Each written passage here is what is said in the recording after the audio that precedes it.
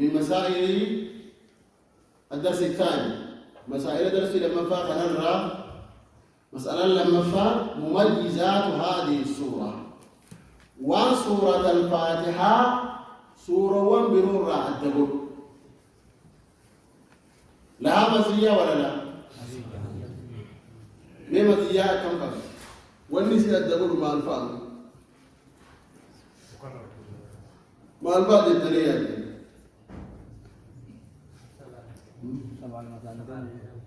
نعم. وما عمل البليرة والنسي الدبر مع الفاظ لأنها نعم. إنها تشمل على مجمل معاني القرآن العظيم. والقرآن مدخل سجل تشمل عليه أوكي ساكن على سبيل ماذا؟ على سبيل الإجمال في التوحيد وفيه الأحكام وفيه الجزاء وغير ذلك. ولذا سميت بأم القرآن. سورة الفاتحة كيس التوحيد الجرا، عبادات الجرا، معاملات الجرا، أحكامات الجرا، تشريعات الجرا، فيها ذكر المعاد وفيها ذكر دار السلام وفيها ذكر دار البوار كما قدمنا آنفا. أقوام الرسول كان للجرا إسي كيس واي توحيد البدو الجرا، واي بياخر البدو الجرا، واي جنة، واي بدا، واي أحكام كوني حلال كوني حرام تأخير كيس جرا، واي قتيجا قانون حياة سير الأكادان من تجارة البدو وخيس التأخير كيس جرا، والمعاملات أكادان من سير من تجارة التأخير كيس جرا وغير ذلك. ونحن نقول لك كيس جرا. ولهذا سميت أم القرآن. أنا أقول لك أم القرآن جاءت يا ممتي. وهذا مما تتميز به سورة الفاتحة. وسورة الفاتحة تقول رئيسة وجدان إن لما أنها أفضل وأعظم سور القرآن.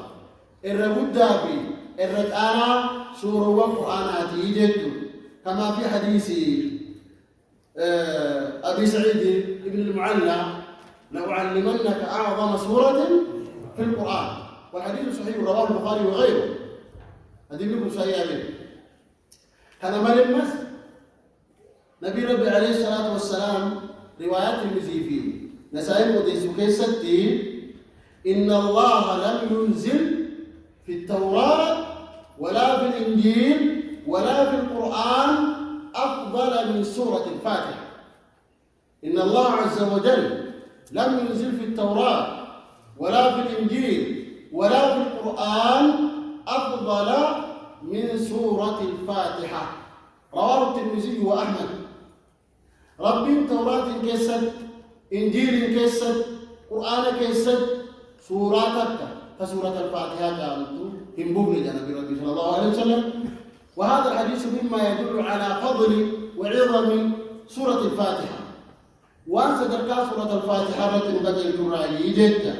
الثالث وأن سورة الفاتحة الدبر هدولا سنرى إن سدفا إنها ركن من أركان الصلوات. صلاتهم دابو اسم ركن لجد كما في حديث أبي هريرة قال سمعت النبي صلى الله عليه وسلم يقول قسمت الصلاة بيني وبين عبدي كما قدمنا آنفا. والحديث في مسلم. هذه لكم مسلمين كيف تعرف. وكما في قول النبي صلى الله عليه وسلم صلاة لم يقرأ فيها بأم القرآن ماذا؟ فهي حجاب. وكما في حديث البخاري رحمه الله لا صلاة لمن لم يقرأ بفاتحة الكتاب وفي رواية بأم الكتاب. إذن سلام تقول فيان تقول يسورة الفاتحة نسيك ستين قرأ من يده. وهذا يدل على وفي هذا دليل على أنها تتميز عن سائر السور. سورة بلا رئيسين تؤدى صدركان سجدوا نقدم. والرابع أنها أول سورة نزلت كاملة على ما قيل.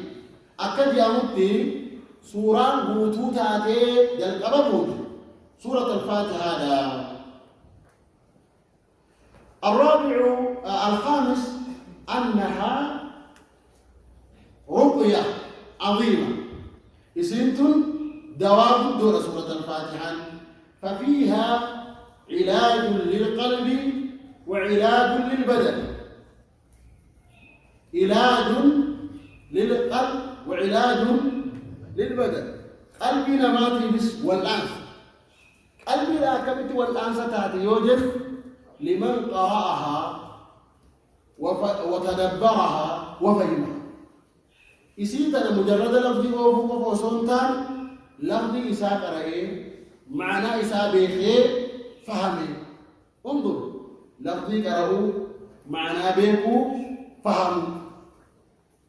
فهموني قرأوا ولا بابين نمني وقرأيه فهم نجرى بكذا نمما قرأوا كنوا ولله فهم ولما تقرأ جيساني أمو ولله إرقاوان سنين ما قالوا جنة حتى وديس أصحاب النبي محمد فهمي حديثا كيستي والجبر والكعب فمثلا رسول ربي صلى الله عليه وسلم قال خطبه قولي ربي قبل كتوكو لمركيسي بيا دنيا رتروفي فولا إساءتكو كان كيسا كم في تجيه مركيسي جنان فبكى أبو بكر رضي الله عنه أبي بكر نبوي أصحاب النجرين ما جل ماذا يمكن هذا الشيخ من قد جاءنا مالك بوتي ساجل أبي بكر يدبي قريجل إذا رسول ربي يدوب دي بدي تورافان أصابني كان ينفان والكتا كرام والكتا كرام والكتا كرام لكن فهموا في قرأون ولا كتاب ما قرأه كان نمي كان وان قرأه سنة إرجاء ساعة جاري تفهموا جرا قرأه جرا كان فهم جرا ورفع مصر بما أتاسي يوسف بنت معنا نسان وغلي فهمي إساء إرجاء سورة فاتحة يفهمني كما قال شيخ الإسلام ابن تيمية رحمه الله كما قدمنا في الدرس الماضي ففي قوله عز وجل إياك نعبد يجون علاج لمرض الرياء لمرض ماذا؟ الرياء وفي قوله عز وجل وإياك نستعين علاج لمرض الكبرياء علاج لمرض ماذا؟ الكبرياء هكذا قال شيخ الإسلام وقال ابن القيم رحمه الله تعالى كثيرا ما أسمع من شيخ الإسلام ابن تيمية يرو باي شيخ كينيا أجهات ولاجي ابن القيم يرو باي أجهات وهو يقول ففي قوله عز وجل إياك نعبد علاج لمرض الرياء وفي قوله عز وجل وإياك نستعين علاج لمرض الكبرياء ابن تيمية يرو باي دبيت الحديث ديبسون الرادة هؤلاء أجل وقال ففي قوله عز وجل اهدنا الصراط المستقيم أكن جدونكني معنى دبي لا حول ولا قوة جنان لا حول ولا قوة إلا بالله لا حول ولا قوة إلا بالله إذن لا حول إلا إن هدانا الله عز وجل يربي نبدأ الكمالي فالساري كانت يسدد إذن ففي سورة الفاتحة علاج لمرض الرياء ومرض ماذا؟ الكبرياء والكبرياء والرياء من أعظم أمراض القلوب الرأول أنا وان قلبينا ما تبديته الرأي الرياء وماذا؟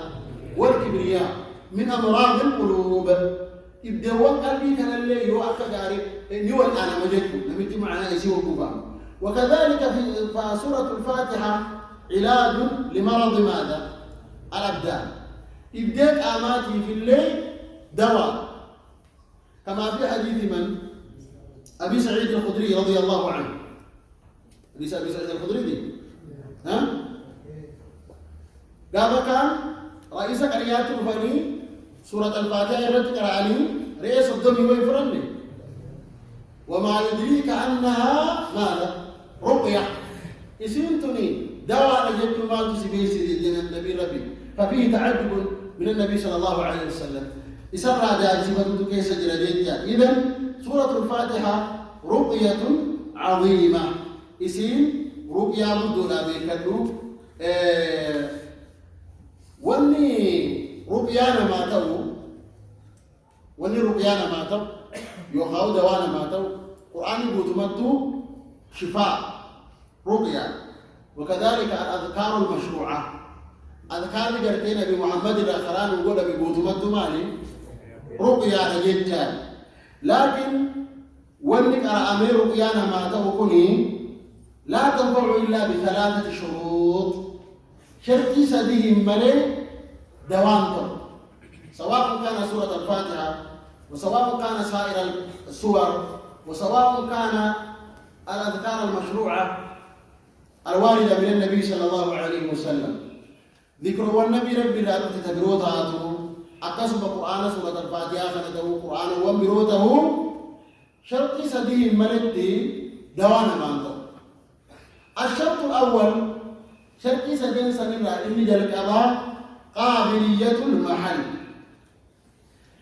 إني أتي دواء إرتك أرادكم إني أتي قرآن إرتك أرادكم وأتي إرتك أرادكم دوانا تأجئين مصدق نمت قوم ستهورا نمت قوم ستهورا. فمثلا أتي خادين من جلك قرآن يا أبو حاكمنا جيسا كنينا ناوية نما جوتيو قراول إلى أجمع مكان سلوك ومالي مال انتاد بوانكا. إذن فالرقية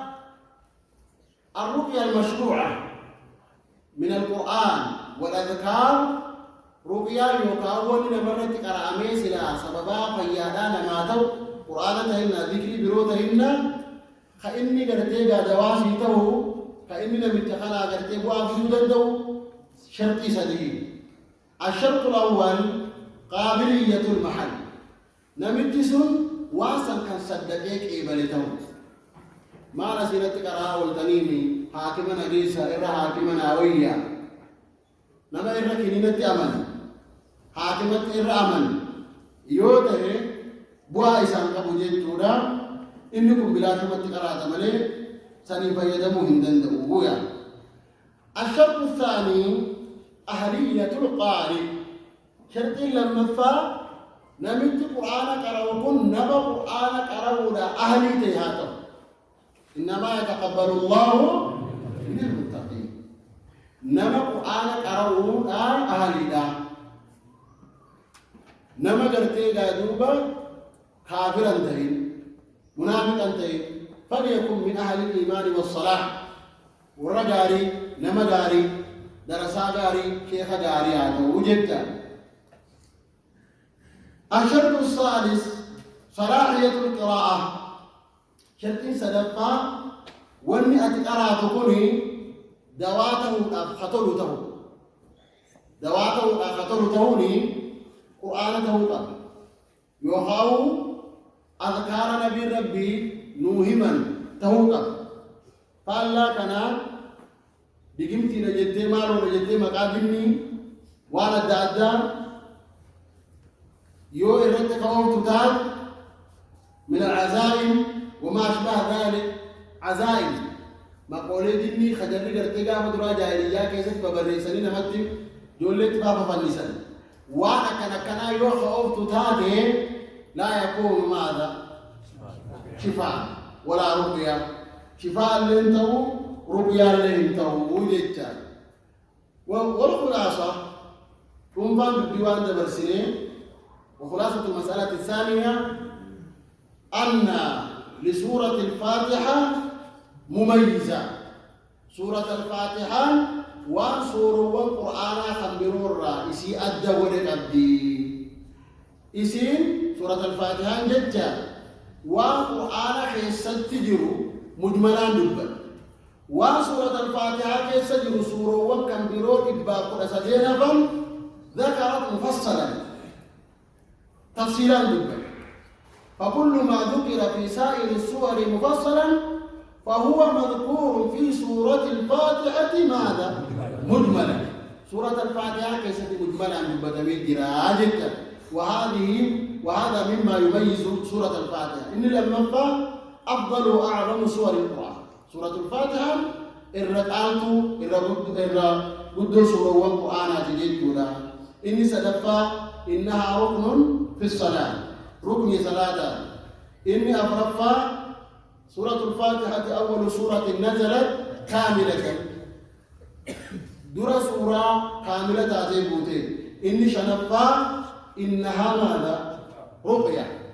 يصير رقية كان وين يصير قلت رقية ذكري في القرآن براتس رقية، لكن لها مزية زائدة في هذا الباب، كما أن لها مزية زائدة في ماذا؟ في كونها نورا. أبشر بنورين قد أوتيتهما لم يؤتهما نبي قبلك. القرآن من نورا ونوران، لكن كون سورة الفاتحة وكون خواتيم سورة البقرة نورا لما فيها من الزيادة في هذا الباب. وآية نورة وخنا كيسد زيادة قد جدت أخي كنت كيسد. وكذلك أن في سورة الفاتحة زيادة في هذا المعنى في هذا الباب على سائر الأذكار والصور. سورة وني في ذكر ون برورة زيادة قد جدت في هذا الباب. كنا نمني توكو غرديو نما بكوسن توكورت تراتورا سورة نقرأ ربنا من كسم فايسو مرينا شرقي سدين أما دبنا كيوم متمجد تورا. هذا خلاصة ما تقدم. اقرأ القرآن وداووا به. اقرأ القرآن وداووا. القرآن قراءتي التندوام ورد دواء القرآن. وننزل من القرآن ما هو شفاء ورحمة للمؤمنين. ومن صوت القرآن ربي دواء. إبدأ بدأوا هاتوا دواء. أتقرأتي شرقي سدين كنا قلنا واتك القرآن يكون دواء مسيطة سببا فيالا سيطة هاجيتو جني تينا جني تولكن شرقي سنقود شرقي سنقودو بانان المول يو اتقرأ ولتس أتلم فائدة كم يوتاس نمتي سنفا يبراشو متان سنقود جني بايو تاتسكين انتيو درجة تقودو يو أتلم غاري تاتي حكومة بلوزاتو تا جني ساتو حكومة آتا كانت تجمرتو الرادين يو كذي ده يتو خبلتي هو كيفان نمتي كرا عايزين جدا ها عجيب من عجائب سورة الفاتحة. إذن سيدنا ينتهي يو ست خاتمة نقرر درجة تو كوفان كراجيتي وكراجي كيسه جلو وني ججير كي نمتي كراو جال كايو وقول جال كايو مان كيني كوبا درجة إيه نورابا هو درجة بقى يجي أكيد دي بوتوني تياي دينين تنين मैं बाल बुरा लगे दिखा दुरा रही बेटे हाँ सिला नमित्ती ना मैं कुरान नंबर दिखा वो तो लुटे है चिनीनो मित्री और जितने तुल्लान जिन्नी ताकि सिद्धा कुन रखो बुद्धा नमे इबादा का नमे ईमाना का नमे दला जहे सल्लल्लाह कैसे बात आगे तुम नमित्ती कुन्ना में हाइबा का बोता उन्हीं माल तो अर्कम बेटा إبل جنسي أرجع وإني أتربيتي متى وإني أتنيتي وأنا قرأتهم كوني سيكي بلا مجيتو كان في يوكس الدين أهليهم ما نجد أهليان ثاني نجد قرآن قرأوا أنا أهليان نجد دراي بيكون سيريسو دلنو كابجيتو وختاما أمور الرتمال تجرى يوجدني زمانك إذا كان كيستي ابتدأ بعض الناس في سورة الفاتحة بدعة. سورة الفاتحة كيست بدعة من جل أبيت جرا زمانك إذا كان كيست دبري نانو غري تجنجان مثالا نموذج غري وجود آية والدين غوتان وقريل وقريل وقريل سبودا يقول لمن حوله الفاتحة نجنزي الفاتحة يعني اقرأوا الفاتحة مفعول لفعل محظوظ اقرأوا الفاتحة للجزاء فاتحة قراءة للجزاء وعندي جي سبودا الفاتحة جاء الحمد لله رب العالمين والقائم سميتها ولا لا؟